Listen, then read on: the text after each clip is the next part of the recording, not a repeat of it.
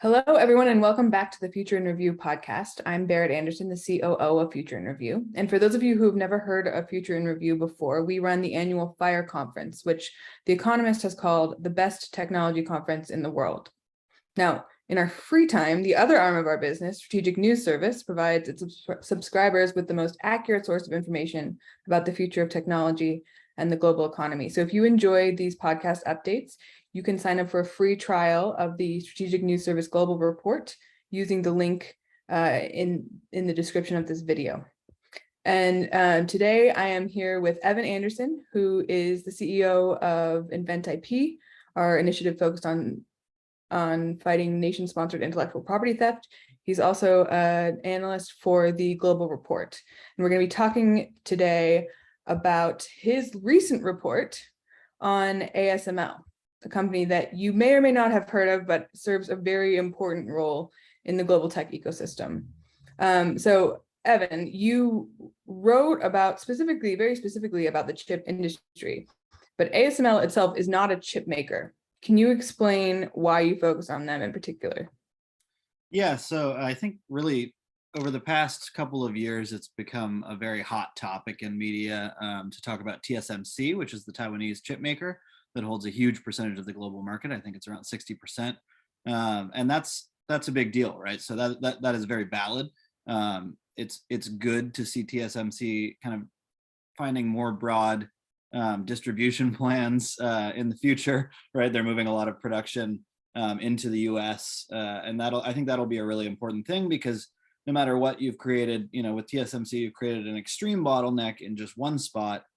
Even just supply chain woes from the pandemic have shown that, those kinds of bottlenecks are pretty dangerous to the global economy, and chips are really important to the global economy. And we're all kind of aware of that, I think, a bit more now. We may not have been as much in the general public, but I think the pandemic supply chain problems have really brought home the no one could get a refrigerator, and they were all mad about it. Yeah, so even those who had no idea what a chip was suddenly had to know what it was. Yeah, there's a chip in many things now. So how does, you didn't write about TSMC. So yeah. Why ASML?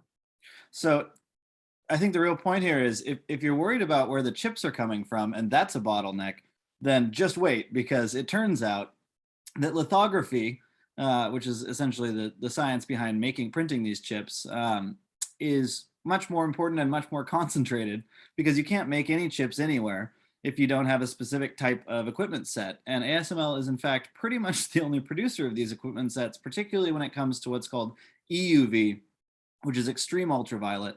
They own the entire market, and that's what makes chips that we want to be in our smartphones, and smaller high-tech stuff. So they use a much more advanced method than what we use to make lots of other chips, and that applies specifically to really high-tech stuff. So smartphones, like what else would fit in that category? There are some missile chips, I think, that are involved in that as well. Defense, and smartphones. Certain new server solutions also use EUV. So essentially, ASML, by the way, also has something like a 60% market share across all of lithography. So these are the guys that are making the things that make your chips. And when they're selling these things, guess who their biggest customers are? It's going to be like TSMC, all these other companies that are making chips. So there's a double bottleneck here. Yeah. And in fact, the second part of the bottleneck, which is in the the making of the equipment that makes chips, is even more extreme. And there's a few reasons for that. It's pretty simple, and I think pretty easy to understand intuitively, but this is really, really hard to do. So this is extremely high-tech stuff.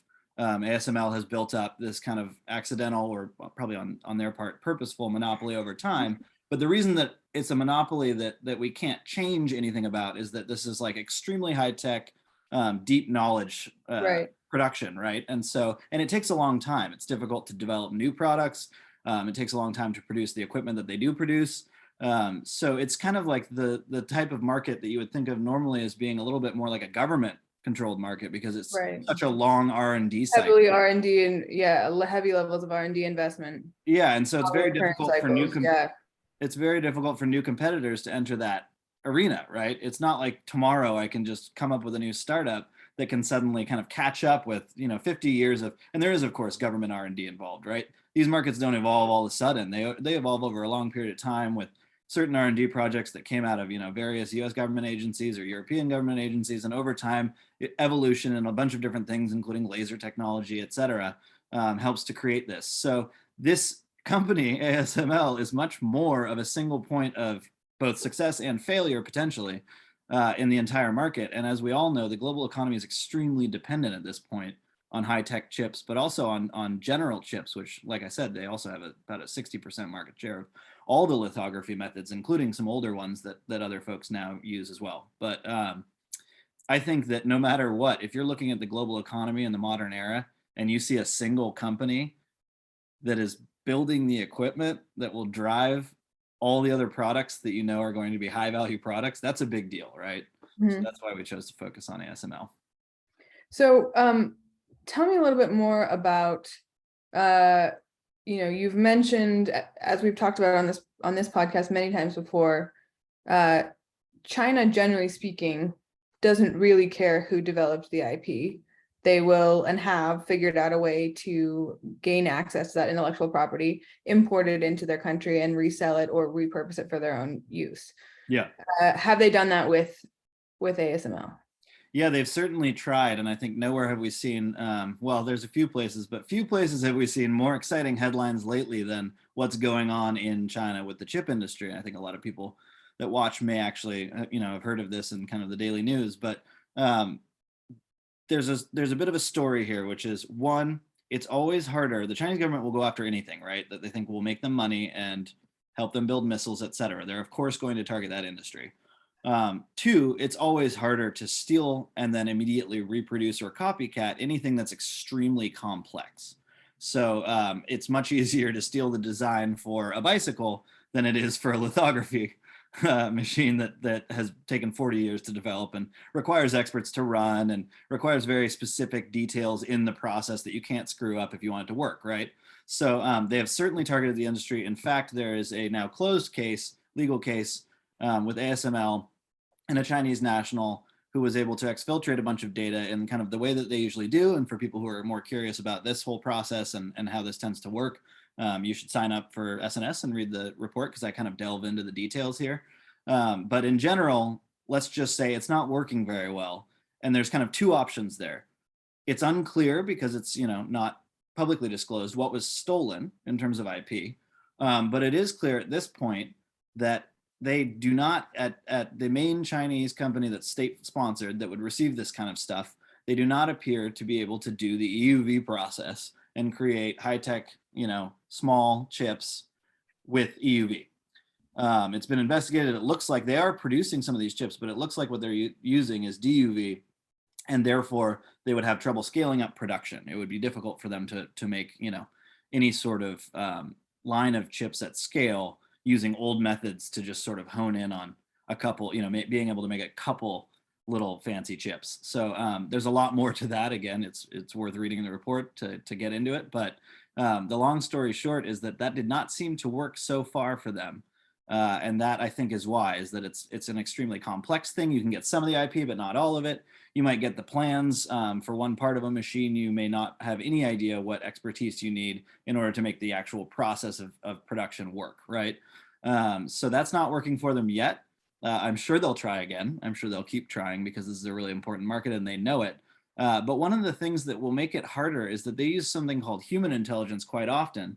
And one of the most obvious ways in the economic world and the non-intelligence world to do this is just to either poach people that are already working for other companies, and they've done this with TSMC, right, or hire them after they quit and try to get their knowledge that way. And that's not even illegal. That's just making really, really big offers. It's kind of an intractable issue for lots of tech companies, right? If you just come to someone who just quit TSMC, ASML, whatever, and you offer them a really, really big pay package and a free house in China, then maybe you can get them. They've been doing that as well, but there's a new hiccup, right? So for folks who've seen it, they'll know, but the Biden administration has now put forth a whole new series of rules and regulations that are quite extreme, including rules that effectively make people choose between their US citizenship and working for SMIC, which is the large Chinese chip maker.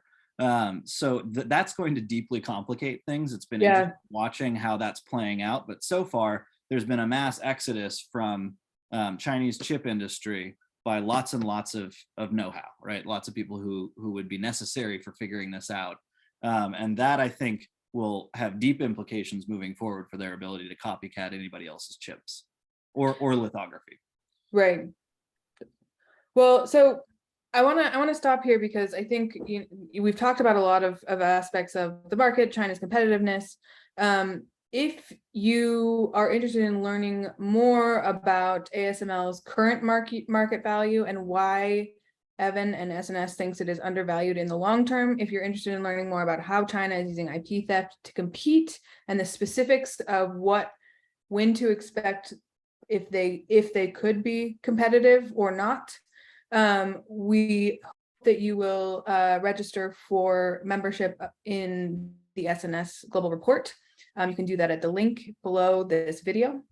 And you can have the first month of your membership is free, so you can join there, try us out for a month, let us know what you think. And in addition to that, we have coming up November, I believe it's the first Thursday in November. We'll have a member happy hour.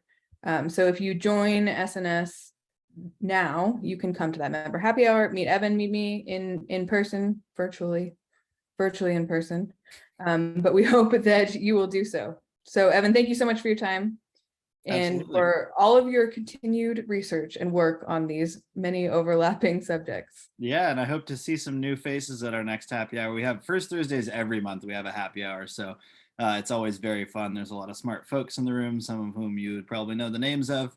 And we. If you've ever wanted to know global expertise from a bunch of really smart people, yep, on a regular basis, it's a good place. So do join us. It's a lot of fun, actually. All right. Thanks so much, Evan. Bye.